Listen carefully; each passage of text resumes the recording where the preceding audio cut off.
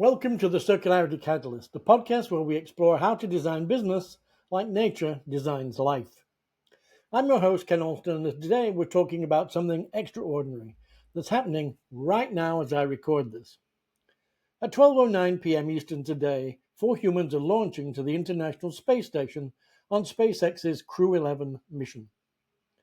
NASA astronauts Zena Cardman and Mike Finke, along with JAXA astronaut Kimia Yui and Roscosmos cosmonaut Oleg Platonov, are about to experience something that will fundamentally change how they see the world.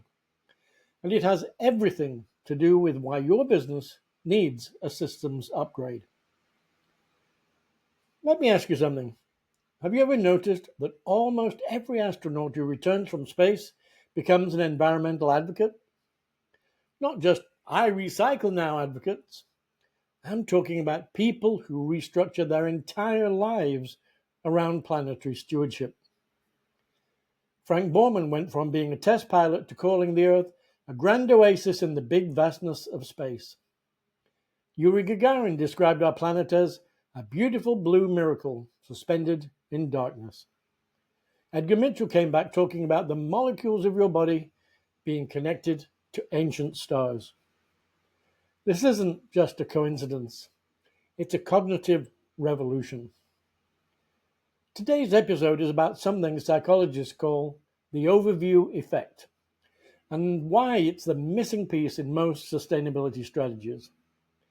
Because here's what I've discovered in all my work over decades with business leaders. You can't optimize a machine that was never designed to sustain life. You have to reimagine it. And the astronauts, they're showing us exactly how. Picture this. You're 250 miles above the Earth, traveling at 17,500 miles per hour. Every 90 minutes, you complete one orbit. That means 16 sunrises, 16 sunsets every single day. But here's what gets astronauts, and this is consistent across nationalities, missions, decades. They all report the same thing. The borders disappear. Suni Williams, who's been on the ISS since June, recently said, "This is my happy place. I love being up here in space, but it's not just the weightlessness. It's the perspective.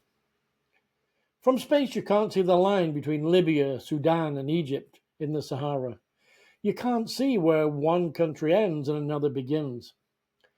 All you see is one living system, one atmosphere, one water cycle, one climate. And this is where it gets really interesting for business leaders, because what astronauts experience in space is what we need to experience in our boardrooms. Systems thinking. Most businesses are still operating from what I call terrestrial logic, linear thinking, extract, produce, sell, discard, the old take, make, waste approach. But life doesn't work that way. Nature doesn't work that way. And increasingly, markets don't work that way either. Let me give you a concrete example. Don Pettit, the NASA astronaut who's currently on the ISS, recently captured an image of a comet. And he said, "It's totally amazing to see a comet from orbit." But he's not just taking pretty pictures, he's documenting the Earth's systems in real time. Aurora activity, hurricane formations, ice sheet changes. He's seeing the planet as one complete, holistic, integrated operating system. Now imagine if you and your leadership team could see your business the same way.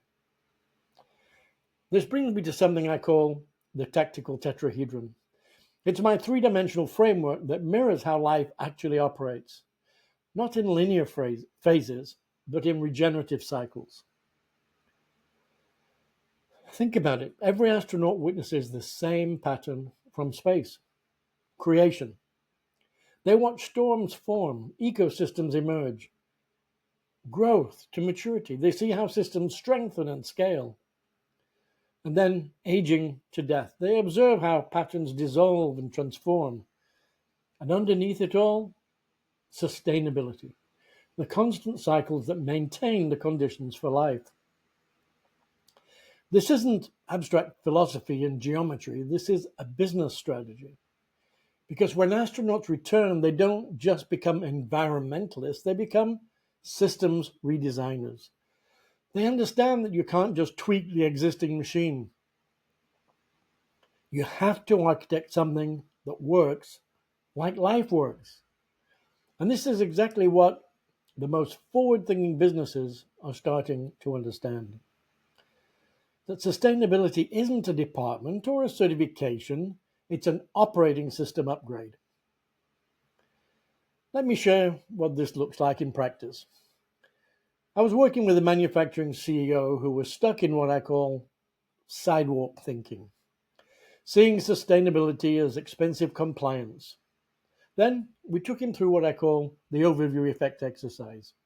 We zoomed out, way out. Instead of asking, how do we reduce waste in our process, we asked, if you could see your business from space as one system within Earth's system, what would you redesign? After a pause, the shift was immediate. He stopped thinking about damage control and started thinking about regenerative design, not just less harm, but more life. Several months later, they redesigned their entire supply chain using circular principles. Not because they had to, but because they could finally see the bigger system they were operating within.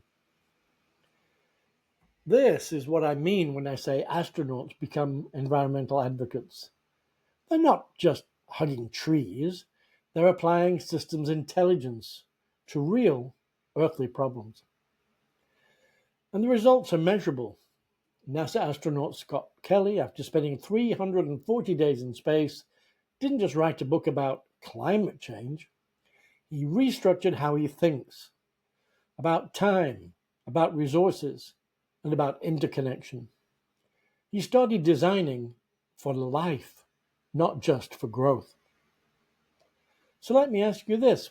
What would change in your business if you could see it from 250 miles up? If you could see how your global supply chain connects to water systems in 12 countries, how your product life cycle ripples through ecosystems you've never even considered, how your waste streams become input for systems you didn't even know existed.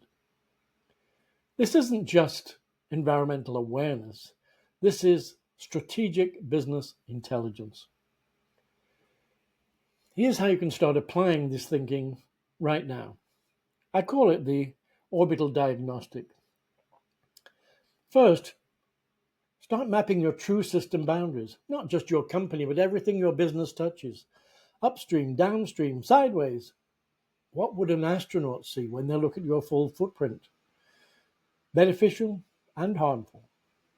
Second, identify your own personal cycles. Where are you stuck in linear thinking? What could become sustainably circular?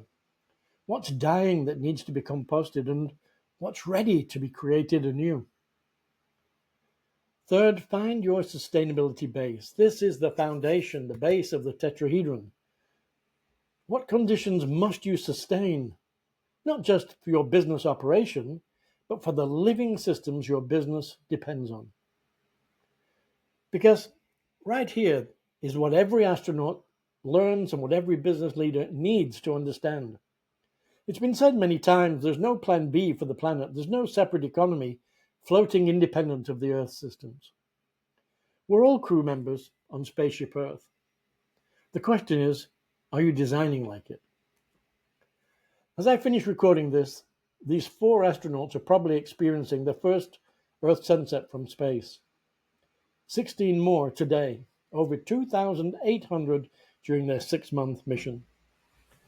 Each one will change how they see, how they think, and how they lead. You don't need to leave Earth to access this perspective. You just need to be open, to be willing to zoom out from quarterly thinking to generational thinking, from competitive advantage to collaborative advantage, from extractive models to regenerative models. The future belongs to leaders who can see their business as one living system within Earth's living system. not because it's idealistic, but because it's intelligent, because it's how life has been designing for 3.8 billion years. And life knows how to sustain itself. The question for all of us is, are we ready to learn? I want to read you a short passage from Buckminster Fuller's operating manual for Spaceship Earth, which seems particularly appropriate today for this podcast. He says, one of the interesting things to me about our spaceship is that it is a mechanical vehicle, just as is an automobile. If you own an automobile, you realize that you must put oil and gas into it, and you must put water in the radiator and take care of the car as a whole. You begin to develop quite a little thermodynamic sense.